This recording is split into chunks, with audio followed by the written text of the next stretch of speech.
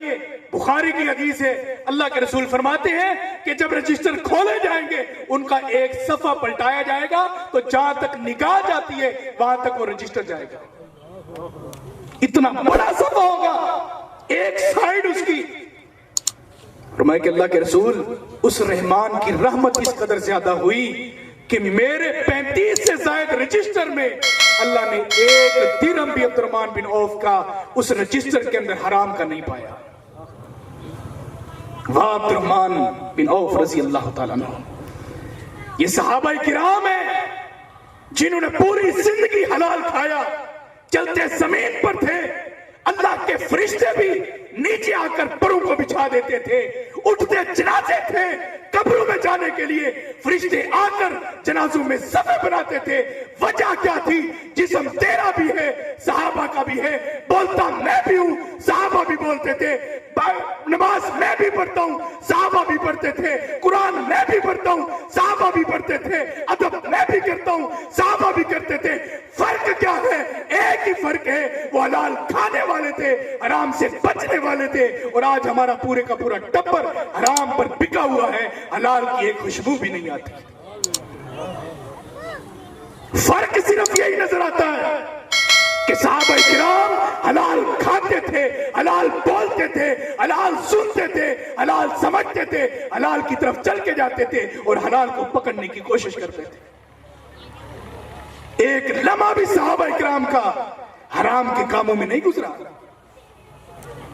अपने रिज़्क़ की तरफ तवज्जो कर, अपनी रोजी रोटी के लिए जो मैं और आप दर बदर धक्के खा रहे हैं, नौकरियों के चक्कर में, अस्पतालों के चक्कर में, मेडिकल स्टोर के चक्कर में, ये वजह क्या है? अपने रिज़्क़ को देख। जो रोजी रोटी, ये पैसा जहां से आ रहा है उसकी तरफ फिक्र करके कहां से आ रहा है? क्या जहां से आ रहा है वो हराम का तो नहीं? गाड़ी भी ले लो, सूद पर मिल जाएगी। और अपने आप को ज़हन को मुतमईन करने के लिए उलमा के फतवे भी मौजूद हैं। मोबाइल के बगैर रातें नहीं गुजरती, सूद पे ले लो।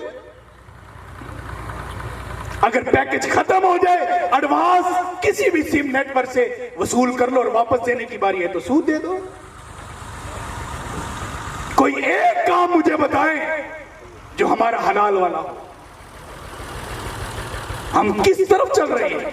आखिरी 3 बातें करके बात को खत्म कर रहा हूं, मुख्तसर 5 मिनट के अंदर। जो बंदा हराम खाता है, हराम खिलाता है, हराम कमाता और खिलाता है और उसी की तगो-दो में रहता है, 3 तरह का अजाब उस पर टूटता है। हराम खाने वाले पर 3 तरह का अजाब टूटता है। आपके कान अगर खुले हुए हैं तो आपकी आंखें भी खुलेंगी और आपका दिल और ज़हन भी किसी तरफ जाएगा।